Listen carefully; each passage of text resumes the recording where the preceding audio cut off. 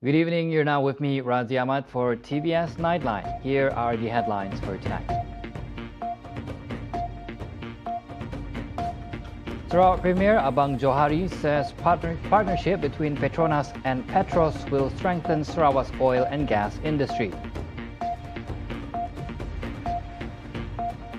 Sarawak to establish the Sarawak Artificial Intelligence Center to focus on AI research, development and commercialization.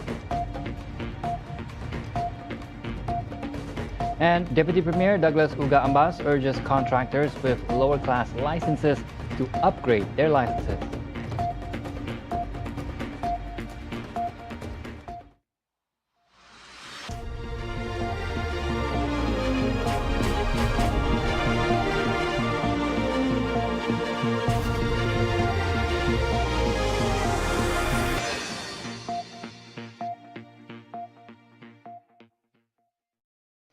The collaboration between Petroleum Nasional Berhad Petronas and Petroleum Sarawak Berhad Petros is based on equal partnership in the oil and gas industry. Sarawak Premier Dato' Patinggi Tan Sri Abang Johari Tun Openg said both oil companies will continue to work together in the exploration of new strategies towards sustainability and climate change efforts. Meaning Petros, Petronas partner. There's no big brother or small brother. In this case, they are brothers, siblings, to manage oil and gas industry.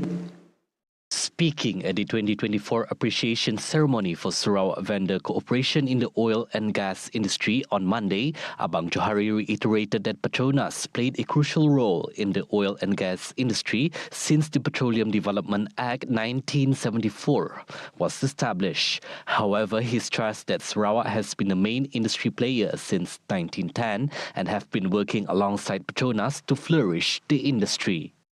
But Sarawak has been a player long before that. It was in 1910. You know, 1974 and 1910. It's a long period. That's why Sarawakians are very familiar with oil and gas industry.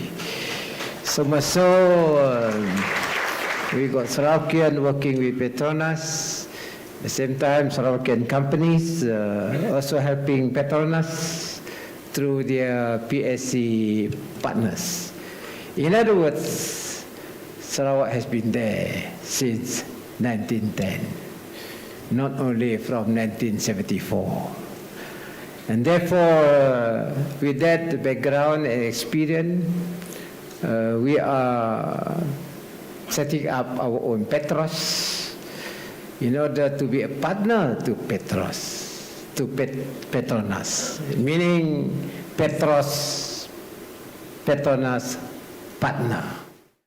As such, Sarawak aims to be actively involved in the oil and gas industry as a partner to the national oil company, especially in producing alternative energy.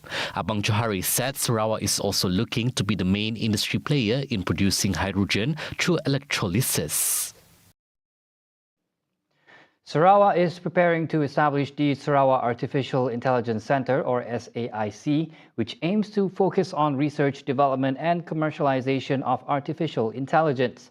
According to Deputy Sarawak Premier Dato' Amar Douglas Uga Ambas, the State Cabinet recently approved the establishment of the center.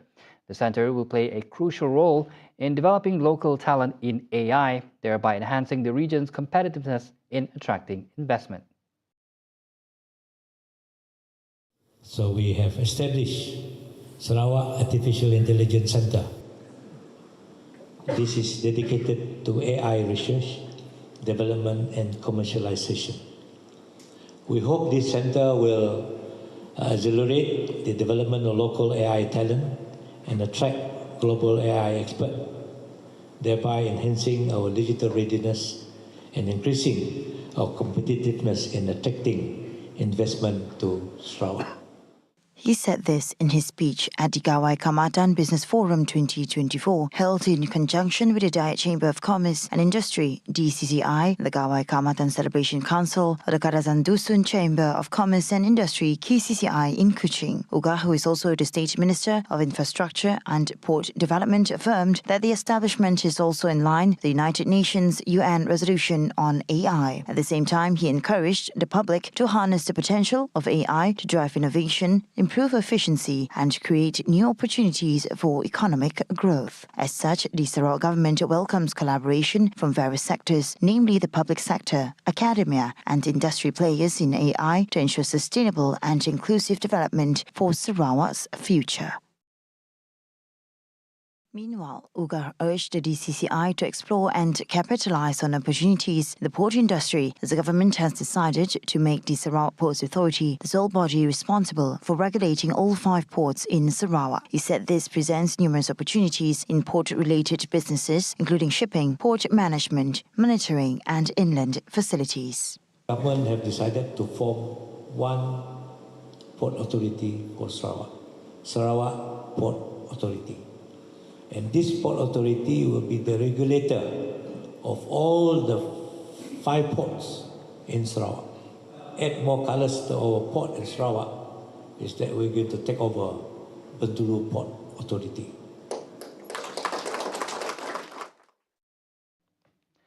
Sarawak needs more high-class Bumiputra contractors to enable local contractors to secure large-scale projects. Discussing this matter, Sarawak Deputy Premier Dato' Amar Douglas Uga Ambas noted that most Bumiputra contractors currently hold Class D and E licenses. Therefore, he urged contractors with lower class licenses to upgrade their existing licenses. GPS government continue to find ways how to give opportunity for Bumiputra to be a successful contractor. You have your role model. I'm sure they will learn from your model. But the government feels that we must take a positive step forward. Once we have the name, we will conduct training. I think all the training has been done. About 590 of them has been selected. And this group will have the opportunity to participate in restricted tender for D and E projects. The 15th Joint DCCI-KCCI Gawan Keamatan 2024 celebration dinner was in full swing earlier tonight, uniting members of the Dayak Chamber of Commerce and Industry (DCCI) and the Kadazan Dusun Chamber of Commerce and Industry (KCCI). Held at the Imperial Hotel in Kuching, the annual event honors the rich traditions and heritage of the Gawan and Keamatan festivals, fostering unity and collaboration between the Dayak and Kadazan Dusun communities. For the details, let's turn to our reporter on the ground, Handy Gui. Over to you, Handy. Right, thank you, Razi, from the studio. I'm currently attending the 15th Joint DCCI-KCCI Gawan Keamatan 2024 dinner celebration, an annual celebration that marks yet another milestone in the long-standing partnership between the Dayak and Kadazan Dusun business chambers. Now, this event not only strengthens existing ties, but also opens doors to new connections and partnership. And this celebration is being held at the Imperial Hotel Kuching, graced by the Premier of Sarawak, Datuk Patinggi Tan Sri Ahmad Johari Tonopeng, who arrived at 8 p.m. and was welcomed with a traditional dance followed by the anthem song. Now, the 2-day event, which began yesterday, included a Gawan Keamatan golf tournament on July 1st, featuring players from both chambers of commerce. And in his speech, Abang Johari highlighted the crucial role that both DCCI and KCCI play in contributing to the development and prosperity of the state. The Dayak Chamber of Commerce and Industry, DCCI, is instrumental, he said, in fostering economic vibrancy and inclusivity across our diverse communities. Furthermore, Abang Johari said, through advocacy, support for entrepreneurship and initiatives that promote sectoral growth, DCCI significantly contributes to job creation, business innovation and economic diversification. In his speech, Abang Johari also noted that DCCI's efforts in promoting sustainable practices, enhancing digital capabilities among businesses and advocating for infrastructure improvement aligned closely with Sarawak's vision for sustainable development. And by championing these initiatives, DCCI not only drives economic progress but also strengthens the social fabric of our state, ensuring that the benefits of development are equitably shared among all Sarawakians. Now, among those in attendance were the Minister of Food Industry, Commodity and Regional Development Sarawak, Dato' Sri Stephen Rundi Utom, Deputy Premier of Sarawak, Dato' Amar Douglas Ugah Embas, Works Minister, Dato' Sri Alexander Nantalinggi, National Unity Minister Dato' Aaron Agodagang, DCCI President Dato' Alan Kripin and KCCI President Dato' Ladislaus Maluda. Now, that's all the updates I have for you now. For more information, you can visit our official website at tvsarawak.my or follow us on our social media platforms. And I'm Handy Gui with videographer Muhammad Rafiq reporting for TVS Kuching. Back to you in studio, Razi. Thank you, Handy Gui, for the report. In other news, the Marudi Bridge construction project, which spans the Batang Baram River, is expected to be completed by the end of this year, 6 months ahead of schedule. Deputy Minister of Infrastructure and Port Development Sarawak, Dato' Aidil Lariwu, said the Sarawak Public Works Department, JKR, aims to have the bridge to be open to the public in time for Christmas. Dalam kontrak dia jadual disiapkan pada bulan Jun tahun depan 2025. Tapi jangkaan kita dia dapat disiapkan pada penghujung tahun ini, iaitu lebih setengah tahun lebih awal daripada jadual asal. Jadi jembatan Marudi ini harap kita dapat menyiapkannya, at least dapat dibuka laluannya sebelum Christmas lah. Karena after all Christmas pun dah hujung tahun juga. Ya. Itu target kita lah. Ya. The project is ahead of schedule by 10%. Based on the planning, the project contractor will complete the final connection in the middle section this August. He also lauded the government's decision to appoint a rescue contractor for SIG projects, which include the Marudi Bridge, as the new contractor has demonstrated excellent performance with rapid project progress. Meanwhile, the project to upgrade former logging roads in Ulu Baram is expected to be completed by April 2027. Dato' Aidil Lariwu said this project will ease accessibility and connect the residents in Ba Mubui and Long Tungan. Yang jumlah kontraknya 63.9 juta. Ya, ia dijangka siap pada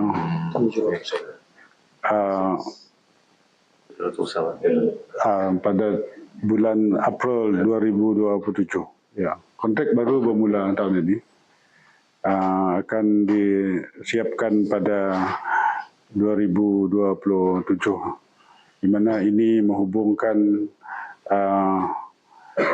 beberapa penempatan di Bak Mubui dan juga di Long Tungan. The project entails the upgrading of a 15-kilometer stretch of logging road in Bak Mubui and Long Tungan with a bridge crossing Batang Baram River. Last year, Deputy Premier cum Minister of Infrastructure and Port Development Sarawak, Dato' Amar Douglas Ugah Embas, announced the upgrading of 12 abandoned logging roads, which include the roads between Bak Mubui and Long Tungan. The Sarawak Islamic Council, MIS, in collaboration with various Islamic agencies, will organize the Yang di Pertua Visit initiative across Sarawak in conjunction with the upcoming Ma'al Hijrah celebration. Its chairman, Dato' Misnu Taha, said the program aims to uplift the quality of the Ummah through the Post-COVID-19 Development Strategy, PCDS 2030, and to support the state government's efforts in developing the Muslim community. Kita akan berbicara tentang hal-hal yang berkaitan dengan hukum. Kita berbicara tentang fardu kifayah, khususnya practicality-nya di sebalik fardu kifayah. Itu juga akan bercerita tentang harta pusaka yang barangkali ramai kita yang kalangan orang Islam belum begitu arif tentang pembahagian harta pusaka. Dan ini melibatkan Jabatan Kehakiman Mahkamah Syiah. Di samping itu, Kita juga akan bicara tentang wakaf. Kita juga akan bicara tentang pendidikan. Dan banyak isu-isu lain yang pastinya merupakan pendekatan umat Islam. He said this to reporters during a press conference for the Sarawak Ma'al Hijrah celebration in 2024. Furthermore, he announced that the Sarawak Ma'al Hijrah celebration would include two events: the end of the year 1445 Hijri and the beginning of the year 1446 Hijri prayer ceremony, as well as the Ma'al Hijrah Assembly on July 6th and 7th at the Sarawak State Mosque and Hikmah Exchange Hall. Sarawak Governor Tun Puhin Sri Dr. Wan Junaidi, accompanied by his wife Top Wan Fauziah Muhammad Sanusi, and the Premier of Sarawak Dato' Petinggi Tan Sri Abang Johari Donopeng, accompanied by his wife, are expected to attend both events. The theme for this year's Ma'al Hijrah celebration are Sarawak Maju Makmur and Al-Falah Pemacu Malaysia Madani.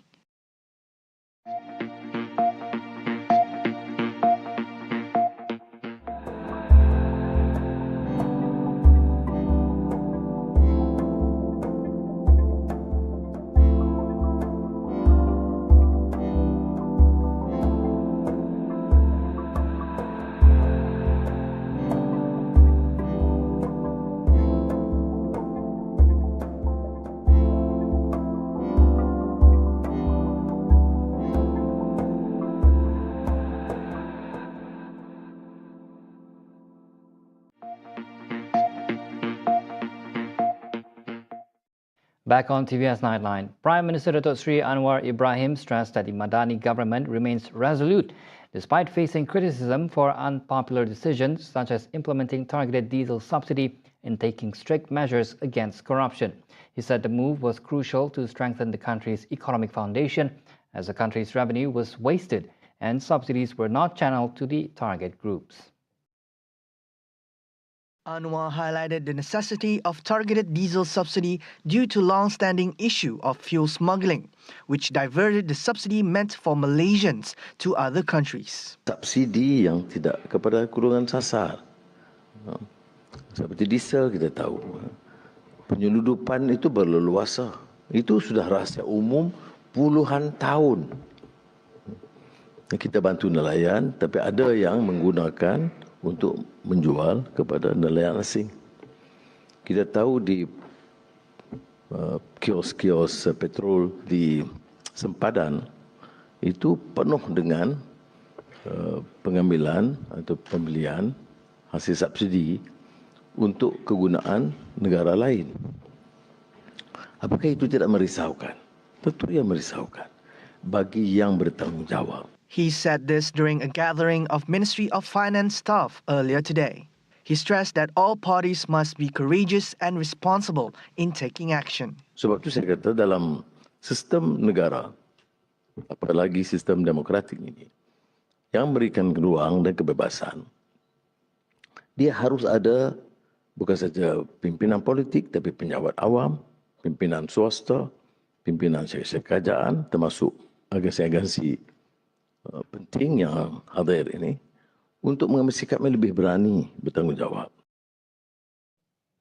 Datuk Sri Anwar Ibrahim also expressed concern over the growing politics of hate in the country to the extent that facts are completely disregarded.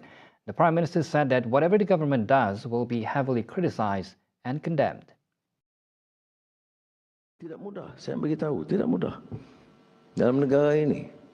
Kerana politik kebencian terlalu menebal. Tak ambil gaji pun dihina. Bantaran rasuah tegas pun dihina. Baik dengan Hamas pun dihina. Dengan BlackRock pun dia kata ejen Yahudi. Fakta tidak dipedulikan sama sekali. Jadi yang dilontarkan hanya kebencian. Apakah ini harus mengganggu kita? Tidak. The Ministry of Education is fully committed to addressing bullying in schools by updating guidelines for handling such incidents at ministry institutions and by collaborating with all relevant agencies, including the police and school stakeholders. Consequently, Minister Fadlina Sidek will ensure that no more bullying cases are swept under the rug. More complaints indicate that students are now willing to speak up and share information with relevant agencies. Hence, there will be no more cases being covered, as the ministry can now actually deal with it. Speaking to reporters after launching the 2024 anti-bullying program for the Korean district at SMK Parit Bunta earlier today, Fadila emphasized that the public complaints management system ensures transparent and accountable handling of all bullying-related complaints, aligning with the ministry's approach. She added that the anti-bullying program in schools need to be expanded with the support of state education departments, as it is believed that bullying incidents in schools can be more effectively addressed through education. Touching on the bullying case involving a female student at a secondary school in the Korean district, Falina said investigations are being carried out by the school authorities based on ministry guidelines. On June 14, a 1 minute and 21-second video went viral on social media showing a 13-year-old female student being bullied by two 15-year-old female students from the same school. According to Perak Police Chief Dr. Sri Muhammad Yusri Hassan Basri, the victim was accused of having an affair with one of the older girl's boyfriend. The selection process of the mobile network operator MNO for transitioning to the 5G dual wholesale network DWN model is anticipated to conclude by the end of this year. According to Digital Minister Gobind Singh Deo, all conditions of the Shared Subscription Agreement SSA have been met by all MNOs. The Malaysian Communications and Multimedia Commission MCMC is now preparing to initiate the selection process, marking the second stage towards determining the developer of the next 5G network. MCMC is actually in the process of looking at what do you call how it is they can begin they're looking how they can begin the process moving towards the second network. So I think this is something that MCMC will speak about later on, but let the process take its place. And then as it goes along, we will inform the press what has happened and what will happen next. He also said that although no deadline has been set, his ministry hopes that progress can be made before the end of the year. There's no time frame set for them, but we are hoping that things can start moving before the end of this year. Yeah. So, but insofar as the agreement is concerned, the agreement has been signed and it has been completed. So now it's the second stage, which is basically the entire process by which we can actually see what they call decisions taken as to who will actually build the next network, and that is currently ongoing. I hope that that can be announced soon, and of course it can be completed before the end of the year as well. He said this after attending the launch of TNG e-wallet eMAS in the capital. Chinese-based aerospace firm Chang Space Technology plans to invest $100 million in Malaysia, or nearly 500 million ringgit, aligning with Angkasa-X to develop a shared satellite constellation and real-time remote sensing platform for ASEAN. Its president, Liu Wei, said to reporters in Cyberjaya earlier today that this collaboration with Angkasa-X marks the company's first international project. The investment, among others, entailed the development of a geostationary Earth orbit GEO satellite, more than 10 low Earth orbit LEO satellites, as well as one set of ground station.